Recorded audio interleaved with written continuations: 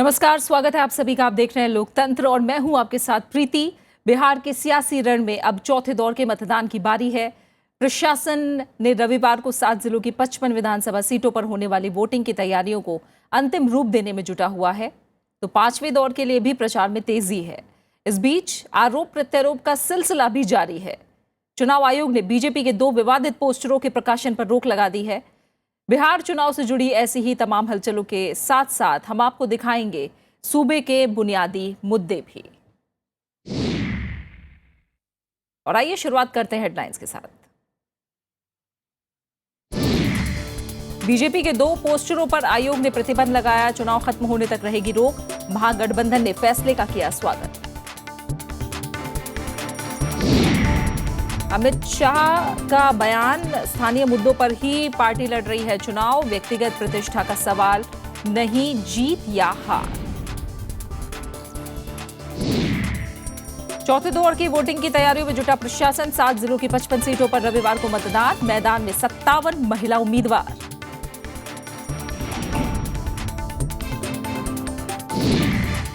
पांचवें दौर के लिए प्रचार में तेजी। बीजेपी नेताओं, केंद्रीय मंत्रियों की रैलियां, नीतीश लालू की भी जनसभाएं।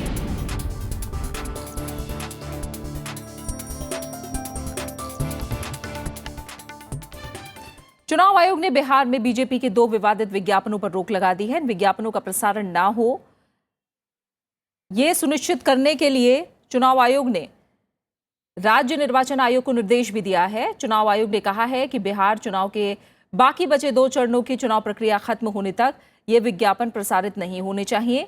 बीजेपी ने आरक्षण और वोट बैंक की राजनीति को लेकर पटना के प्रमुख हिंदी अखबारों में विज्ञापन छपवाए थे। वहीं इन विज्ञापनों के पोस्टर भी लगे थे, जिस पर महागठबंधन ने ऐतराज जताया था।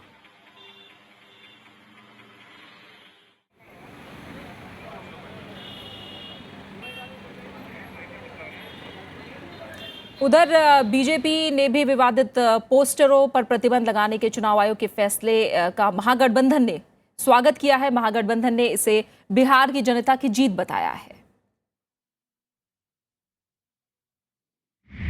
भारतीय जनता पार्टी समाज को जाति और धर्म के आधार पर बांटना चाहती है।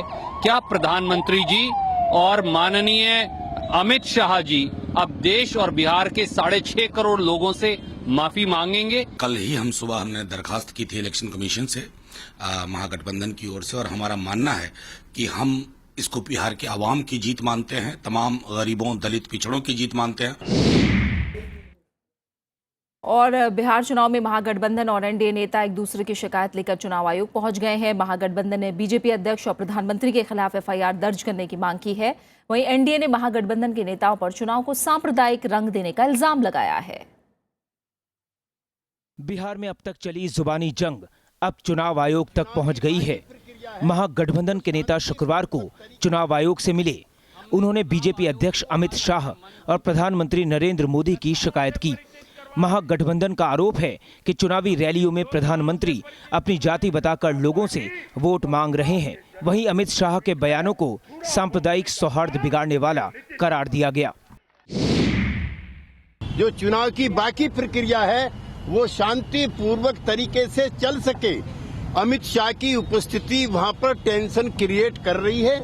इसलिए अमित शाह पर प्राथमिकी दर्ज हो, प्रधानमंत्री पर दर्ज हो, जिन्होंने इस तरह की इन्फ्लेमेटरी जो दिए हैं वहां पे विज्ञापन। निष्पक्ष, निर्भीक और स्वतंत्र चुनाव करवाने में जिस प्रकार से बाधाएं पैदा की जा रही हैं और संपूर्ण कार्रवाई चुनाव आयोग द्वारा नहीं की जा रही, उसके बारे में खेद प्रकट चुनाव आयोग को इस डेलीगेशन ने किया। उधर मुख्तार अब्बास नकवी की अगुवाई में बीजेपी प्रतिनिधि मंडल ने चुनाव आयोग को एक ज्ञापन सौंपा। ज्ञापन में बीजेपी ने महागठबंधन नेताओं की ओर से प्रधानमंत्री और बीजेपी अध्यक्ष के खिलाफ अशोभनीय भाषा के इस्तेमाल के साथ सांप्रदायिक माहौल बिगाड़ने का आरोप लगाया है। भारतीय जनता पार्टी के राष्ट्रीय अध्यक्ष श्री अमित शाह के लिए नरभक्षी विक्षिप्त हो गया है, जैसे घटिया शब्दों का इस्तेमाल किया। कुछ दिनों पहले, अभी 2 ही 3 दिन पहले, लालू प्रसाद जी यादव जी के परिवार के लोगों द्वारा प्रधानमंत्री जी को गली का गुंडा शब्द कहना। दोनों खेमों के नेताओं ने आयोग को शिकायत को पुख्ता करने के लिए कुछ दस्तावेज भी सौंपे हैं। चुनाव आयोग शिकायतों पर गौर कर जल्द ही फैसला सुना सकता है। प्रणव गोस्वामी, राज्यसभा टीवी, दिल्ली। और हमारे साथ रविंद्र सिंह शुराना हमारे संवाददाता जुड़े हैं, उनका रुख करेंगे। रविंद्र, महागठबंधन और एनडीए दोनों ही पहुंचे और इससे पहले बीजेपी के जो दो विज्ञापन है उस पर भी चुनाव आयोग ने रोक लगा दी है। ऐसा लग रहा है कि शायद ही इस चुनाव से पहले कोई चुनाव हुए हों जहां चुनाव आयोग के पास इतनी शिकायतें पहुंची हों। देखिए, अब जिस तरीके से चुनाव बढ़ रहा है उसी तरीके से तमाम राजनीतिक दल जो है वो आक्रामक रुख अख्तियार कर रही हैं। चाहे जो भी कोशिश हो, क्योंकि 3 चरण बीत गए हैं और सब राजनीतिक दलों ने उसके बाद अपना विश्लेषण कर लिया है कि कौन 3 चरण के बाद लगभग किस स्थिति में खड़ा हुआ है।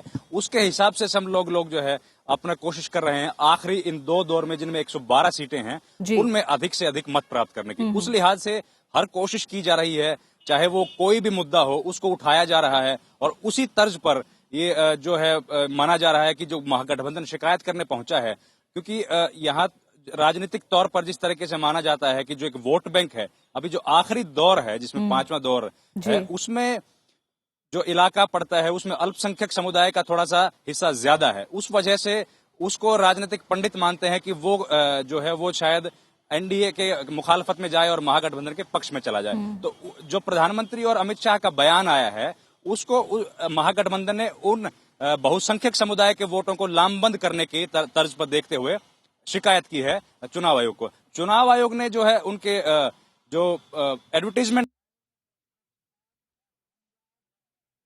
रविंद्र से संपर्क लग रहा है टूट गया है, तो आपको बता दें कि चुनाव आयोग ने बीजेपी के 2 विज्ञापनों पर रोक लगाई है और इसके अलावा एनडीए और महागठबंधन दोनों ही एक दूसरे की शिकायतों को लेकर चुनाव आयोग के पास पहुंच गया है। देखना होगा कि अब चुनाव आयोग इन शिकायतों पर क्या कार्रवाई करता है। वहीं दूसरी तरफ बीजेपी अध्यक्ष अमित शाह ने दावा किया है कि बिहार में एनडीए को बहुमत मिलेगा। बिहार चुनाव के नतीजों को जनमत संग्रह से जोड़ने वाले सवाल पर साफ जवाब उन्होंने नहीं दिया। उन्होंने कहा कि बिहार में मुद्दों के आधार पर चुनाव हो रहा है और बिहार में मुद्दों की कमी नहीं है। निजी चैनल को दिए गए इंटरव्यू में उन्होंने बिहार के चुनाव के नतीजों को व्यक्तिगत तौर पर प्रतिष्ठा से जोड़े जाने के सवाल से भी इनकार किया है।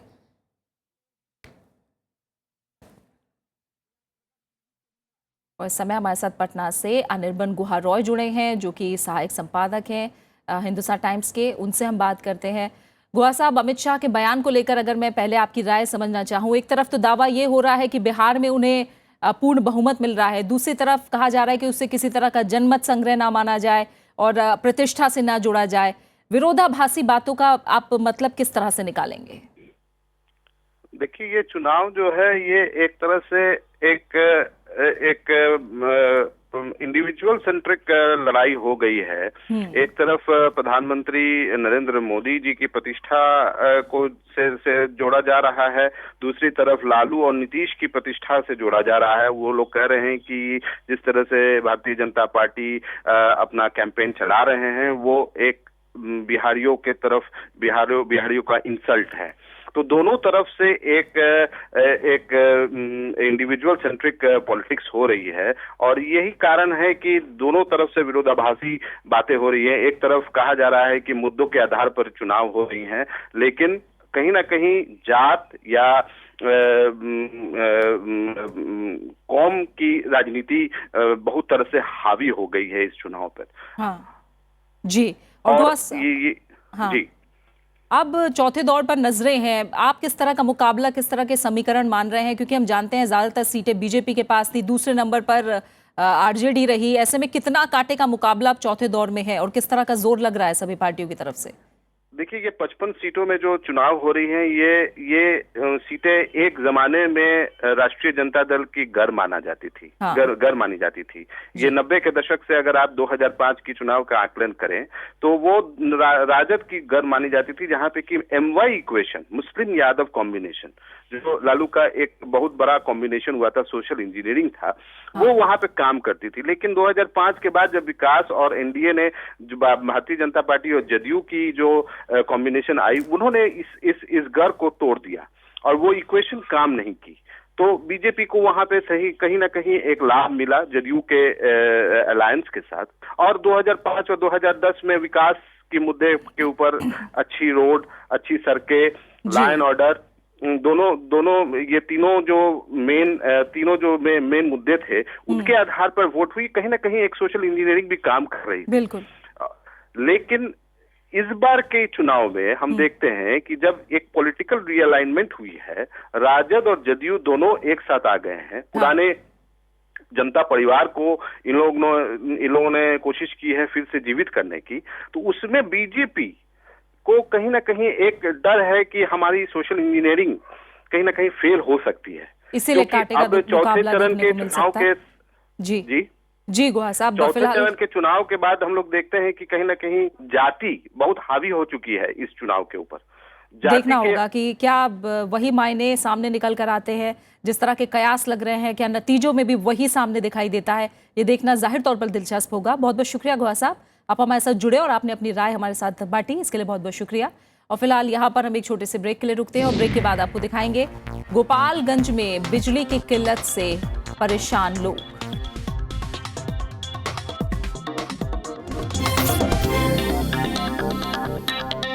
यार फकीरे में हिंदुस्तानी शास्त्रीय संगीत में पारंगत,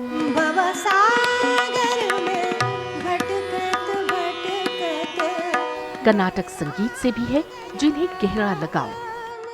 जब मैं 1.5 साल की लड़की थी तब उन्होंने एक ट्यून गाया, मैंने एकदम रिपीट किया उसको, तभी माँ ने तय कर लिया इसको गाना सिखाना।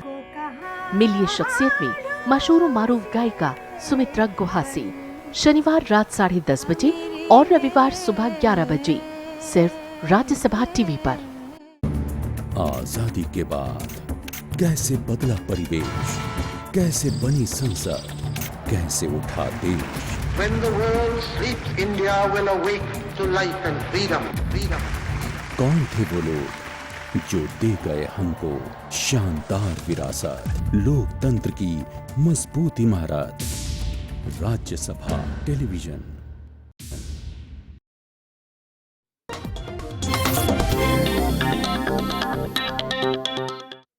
और पहले 3 चरणों के बाद अब चौथे चरण के लिए 1 नवंबर को वोट डाले जाएंगे। इस दौर में 7 जिलों की 55 सीटें हैं।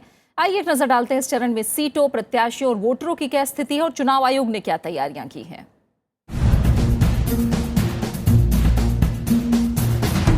पहले 3 दौर का मतदान शांतिपूर्ण संपन्न हो चुका है।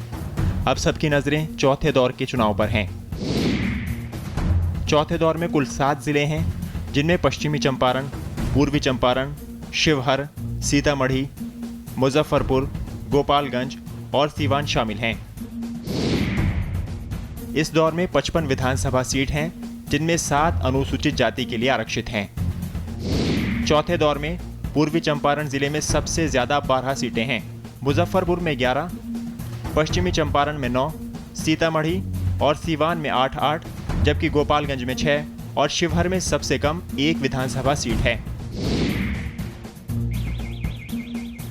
मतदाताओं की बात करें तो चौथे दौर में 1,47,39,39,120 लोगों को वोट डालने का अधिकार है, जिसमें पुरुष मतदाताओं की तादाद 78,76,265 है, जबकि महिला मतदाता 68,62,426 हैं। इस चरण में 429 अन्य श्रेणी के वोटर हैं। इस दौर में कुल 776 प्रत्याशी हैं, जिनमें 265 निर्दलीय उम्मीदवार भी किस्मत आजमा रहे हैं। इस दौर में 57 महिला उम्मीदवार भी चुनावी मैदान में ताल ठोक रही हैं। सबसे ज्यादा प्रत्याशी मुजफ्फरपुर जिले के कुरहनी सीट पर हैं, जबकि सबसे कम पूर्वी चंपारण जिले के केसरिया सीट पर हैं। राजनीतिक स्थिति की बात करें तो इस दौर में सबसे ज्यादा 53 उम्मीदवार बीएसपी ने उतारे हैं। इसके बाद 42 सीटों पर बीजेपी लड़ रही है, जबकि आरजेडी 26 सीटों पर अपनी दावेदारी ठोक रही है, तो जेडीयू और सीपीआई 21-21, सीपीएम और एनसीपी 9-9 सीटों पर उम्मीदवार उतार रही है, जबकि कांग्रेस के 8 उम्मीदवार हैं और एलजेपी और आरएलएसपी 5-5 सीटों पर चुनाव लड़ रही हैं। चुनाव आयोग ने चौथे दौर के लिए खास इंतजाम किए हैं। कुल 14,139 पोलिंग स्टेशन बनाए गए हैं, जिनमें 14,139 कंट्रोल यूनिट लगाई गई हैं, जबकि 18,289 मतदान इकाइयां तैनात की गई हैं। पोलिंग बूथों की सुरक्षा का पूरा जिम्मा केंद्रीय अर्धसैनिक बलों के पास है, जबकि राज्य पुलिस और होमगार्ड की जिम्मेदारी वोटिंग लाइनों की व्यवस्था और पेट्रोलिंग की होगी। Bureau report, Rajya Sabha TV. Bihar चुनाव के चौथे दौर में 57 महिला उम्मीदवार दांव आजमा रही हैं। विधानसभा चुनाव के तीनों चरणों में महिलाओं ने बढ़ चढ़कर वोटिंग की है। माना जा रहा है कि चौथे दौर में महिला मतदाताओं की जीत हार में अहम भूमिका रहेगी।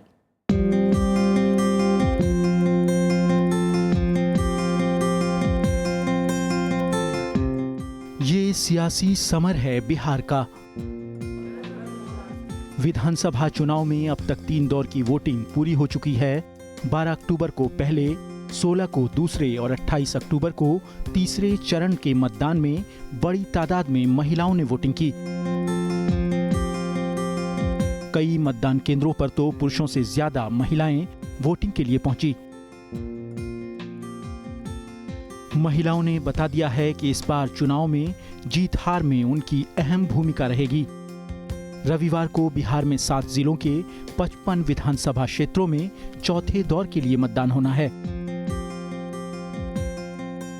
बिहार विधानसभा चुनाव के चौथे दौर में 1,47,00,000 मतदाताओं की कुल तादाद में 68 लाख से ज्यादा महिला वोटर हैं। चौथे दौर में 7 जिलों की 55 विधानसभा सीटों पर कुल 776 उम्मीदवार जोर आजमा रहे हैं। इनमें 57 महिला प्रत्याशी हैं। विधानसभा चुनाव के पहले दौर में 54, दूसरे दौर में 32 और तीसरे चरण में 71 महिलाओं ने सियासी रण में दांव आजमाया था। Bureau report, Rajya Sabha TV. 5वें दौर के प्रचार के लिए अब सभी पार्टियों ने ताकत झोंक रखी है। बिहार के मुख्यमंत्री नीतीश कुमार आज 8 रैलियां करेंगे। सिकटी, ठाकुरगंज, कोचा धामिन, जोकीहाट, रानीगंज, बिहारीगंज, सिमरी, बख्तियारपुर और मधेपुरा में नीतीश कुमार जनसभाओं को संबोधित करेंगे। वहीं लालू प्रसाद यादव भी रैलियों को संबोधित करेंगे। प्रधानमंत्री नरेंद्र मोदी भी कल 3 रैलियां करेंगे। मधुबनी, मधेपुरा और कटिहार में चुनावी सभा को संबोधित करेंगे। इसके अलावा केंद्रीय मंत्रियों की भी कई जनसभाएं हो रही हैं।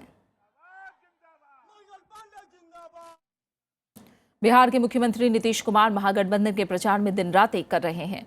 शुक्रवार को उन्होंने 7 चुनावी सभाएं की। नीतीश कुमार ने 5वें दौर के लिए मधुबनी, सुपौल और मधेपुरा में रैलियां की, जहां एक बार फिर केंद्र सरकार और एनडीए की उन्होंने आलोचना की।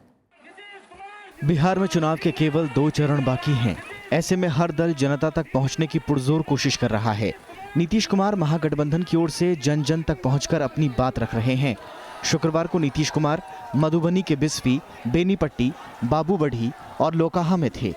उन्होंने सुपौल के निर्मली और त्रिवेणीगंज में भी रैलियों को संबोधित किया। यहां उन्होंने एनडीए की आलोचना की और नेताओं पर तंज कसे। जमीन फिसल गई है पहला, दूसरा, तीसरा चरण में, हवा निकल गई है, इसलिए और बौखलाहट में है। अब बौखलाहट में ही है तो क्या कीजिएगा। नीतीश दिन भर में 6 रैलियां करने के बाद आखिर में मधेपुरा पहुंचे। मधेपुरा के सिंहेश्वर में भी वो केंद्र की आलोचना करना नहीं भूले। उन्होंने लोगों को अपने कार्यकाल के कामकाज की भी याद दिलाई। इन तीनों जिलों में 5वें दौर में मतदान होना है। सभी चरणों के वोटों की गिनती 8 नवंबर को होगी। Bureau report, Rajya Sabha TV. Siwan जिले का जीरादेई गांव देश के पहले राष्ट्रपति डॉक्टर राजेंद्र प्रसाद की जन्मस्थली है, लेकिन आजादी के 68 साल बाद भी ये गांव विकास के लिए तरस रहा है। गांव के लोगों का मानना है कि जितना बड़ा नेता जीरादेई ने देश को दिया, उसके मुकाबले सरकार गांव को अभी तक वो सम्मान नहीं दे पाई।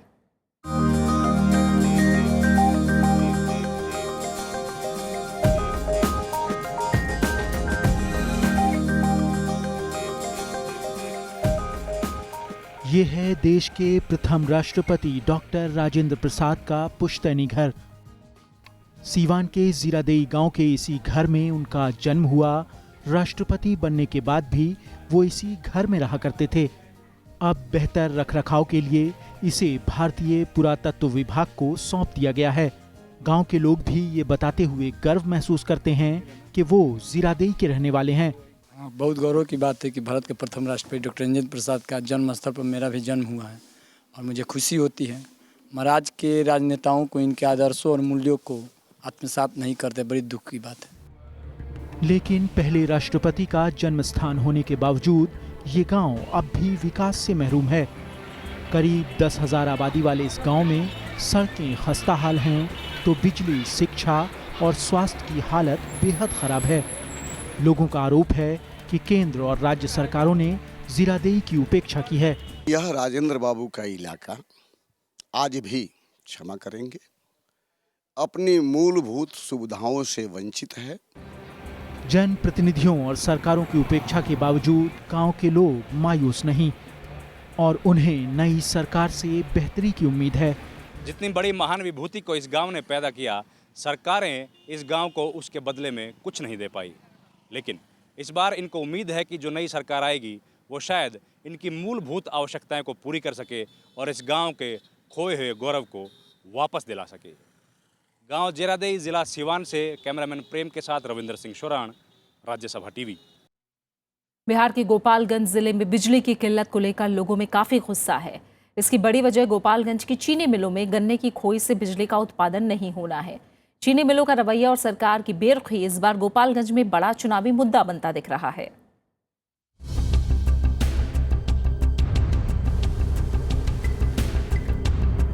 बिहार का गोपालगंज जिला गन्ने की भरपूर पैदावार के चलते गन्नांचल के नाम से जाना जाता है। गन्ने की खोई से बिजली उत्पादन भी होता है, लेकिन विडंबना ये है कि गोपालगंज की तीनों चीनी मिलों में पेराई तो हो रही है, लेकिन बिजली उत्पादन सिर्फ सिधवालिया चीनी मिल कर रही है। ऐसे में गोपालगंज के लोग इससे बनने वाली बिजली से महरूम हैं। चौथे चरण में होने वाले चुनाव में ये अब बड़ा मुद्दा बन गया है। किसान चीनी मिल को अपना गन्ना देता है और ये जो है बिजली उत्पादन करके और मोतिहारी, बेतिया अन्य जगह भेजते हैं, लेकिन गोपालगंज जिला अंधेरा रहता है। इसी मुद्दे पर किसान अपने सवालों का जवाब इन नेताओं से मांगेंगे कि मेरे हक को मारने का अधिकार किसने दे दिया मिल मालिकों को। लेकिन चीनी मिल प्रबंधन गोपालगंज की तीनों चीनी मिलों के लिए आर्थिक सहायता की बात कह रहा है। सरकार इंसेंटिव पॉलिसी तो ला रखी है। तो मेरा तो ये कहना है कि और चीनी मिलें भी अगर इसमें प्रयास करें तो बिजली पर्याप्त मात्रा में बिहार सरकार को मिल सकती है। उधर बिजली विभाग का कहना है कि अगर चीनी मिलें अपनी क्षमता का पूरा उपयोग करें तो गोपालगंज के साथ बिहार का भी अंधेरा दूर हो सकता है। अगर इसी तरह से और सब चीनी मिल में प्रोडक्शन होने लगे तो बाहर से हम लोगों को बिजली लेने का नौबत नहीं आवेगा। एक आंकड़े के मुताबिक बिहार की 11 चीनी मिलों में से 9 बिजली उत्पादन कर रही हैं, जिससे 50 मेगावाट बिजली उत्पादन होती है। लेकिन किसानों को गन्ने के बकाये के साथ साथ बिजली का भी लंबे समय से इंतजार है। हालांकि मुख्यमंत्री नीतीश कुमार ने आश्वासन दिया था कि जिस इलाके की चीनी मिल में बिजली बनेगी वहां उसे सस्ते दर पर उसे मुहैया कराया जाएगा। Bureau report, Rajya Sabha TV. Saharsa के मत्स्यगंधा झील अपनी बर्बादी पर आंसू बहा रही है। करीब 2 दशक पहले 1996 में करोड़ों की लागत से बनी इस झील में अब बस खरपतवार ही नजर आती है। झील की बर्बादी के लिए स्थानीय लोग प्रशासन की उपेक्षा को जिम्मेदार बताते हैं, लेकिन झील में कचरा डालते वक्त स्थानीय लोगों को अपनी जिम्मेदारी का एहसास भी नहीं होता। मत्स्यगंधा की बदहाली इस बार चुनावी मुद्दा है।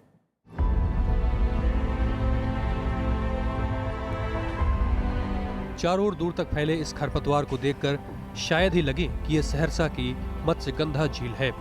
वही मत्स्यगंधा जहां कभी लोग सुबह की सैर के लिए आते थे। झील में नावें चलती थीं, लोगों की जमघट से ये झील गुलजार रहा करती थी। लेकिन 1996 में करोड़ों की लागत से बनी मत्स्यगंधा बेनूर हो गई है। न तो अब लोग यहाँ आते हैं और न ही झील में नौकायन होता है। इसकी रौनक अब तो बस एक याद बनकर रह गई है। घूमने के लिए आए थे, सोचे यहाँ मत्स्यगंधा बहुत अच्छा जगह है घूमने वाला। यहाँ आने के बाद तो देख रहे हैं कुछ भी घूमने वाला नहीं है, तो पूरा खंडर बन गया है। झील की बर्बादी के लिए लोग प्रशासन और सरकार को जिम्मेदार ठहराते हैं। शासन, प्रशासन, सरकार जितने भी आए, चाहे केंद्र का हो चाहे राज्य का हो, सबने सहरसा के लोगों को ठगा है। हालांकि मत्स्यगंधा की बदहाली के लिए यहाँ के लोग भी उतने ही जिम्मेदार हैं। झील में कचरा फेंकते वक्त इस शख्स की ये तस्वीर इस बात को बखूबी बयां करती है। झील की उपेक्षा के लिए जनप्रतिनिधि एक दूसरे पर आरोप लगा रहे हैं। इसके लिए दोषी हम लोग हैं, जो शहर के सौंदर्यीकरण के लिए शहर कैसे विकास करे, कैसे आंध्रा से मछली नहीं है, हम यहाँ पे उसका उत्पादन करें। इस बार सहरसा में मत्स्यगंधा झील की बदहाली भी एक बड़ा मुद्दा है। क्षेत्रवासी चाहते हैं कि इसकी रौनक भरे दिन फिर से लौटे। Bureau report, Rajya Sabha TV. और इसी के साथ फिलहाल लोकतंत्र में इतना ही। इजाजत दीजिए, नमस्कार।